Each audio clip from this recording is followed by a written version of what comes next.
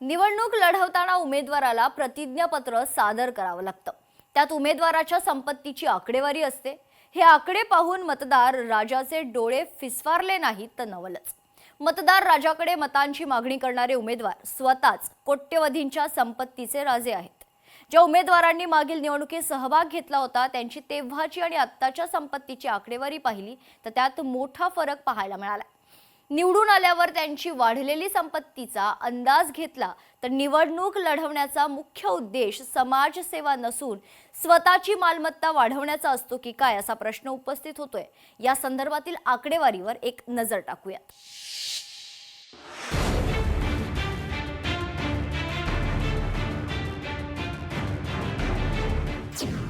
पालिका निवडणुकीतील उमेदवार कोट्यवधींच्या संपत्तीचे राजे।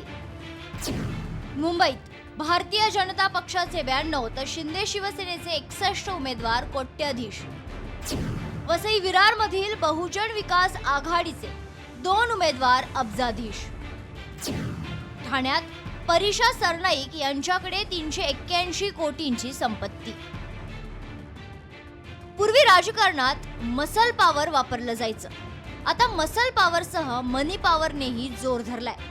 ही मनी पॉवर निर्माण करण्यासाठी उमेदवार आपण स्वतःच कसे स्ट्रॉंग होऊ याचाच विचार करतात। एखादा उमेदवार निवडून येण्यापूर्वी त्याची संपत्ती लाखात असते तर विजयानंतर अल्पावधीत कोट्यवधी जाते।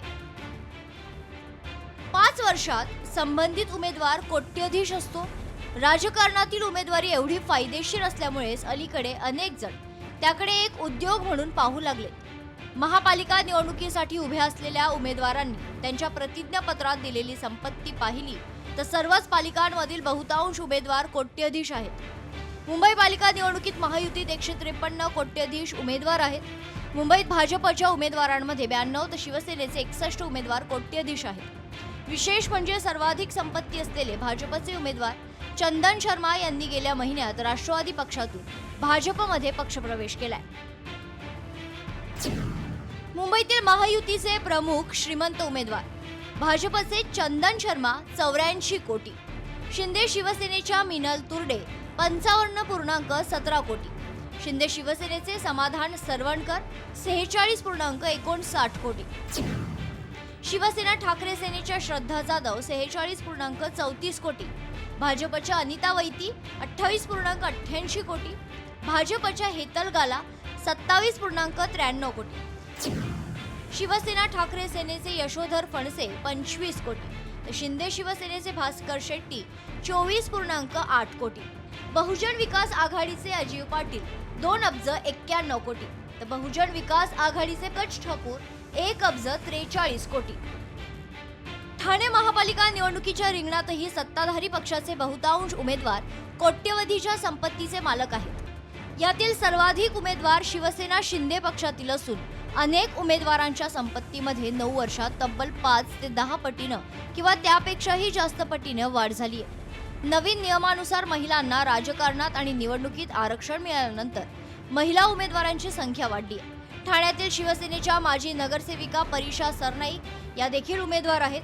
त्यांनी जाहीर केलेल्या मालमत्तेची एकूण किंमत 381 कोटी आहे। वसई विरार महानगरपालिकेच्या 115 जागांसाठी 557 उमेदवार निवडणुकीच्या रिंगणात आहेत। या उमेदवारांपैकी वेगवेगळ्या पक्षाचे साधारण 30हून अधिक उमेदवार हे करोडपती आहेत। वसई विरार मधील बहुजन विकास आघाडीचे 2 उमेदवार अब्जाधीश आहेत। सामान्य माणसांना न्याय देण्यासाठी लोकप्रतिनिधी म्हणून निवडणुकीच्या रिंगणात येणाऱ्या उमेदवारांची ही संपत्ती नक्कीच मतदार राजाचे डोळे विस्पारून टाकणारी आहे। केवळ निवडणूक कार्यकाळात मतदार असलेला राजा निवडणुकीनंतर रंग राहतो आणि उमेदवार स्वतः राजा होतो। याला लोकशाहीची थट्टाच म्हणावी लागेल। ब्युरो रिपोर्ट, लोकशाही मराठी, मुंबई। लोकशाही मराठी ऐका, पहा, जागरूक रहा।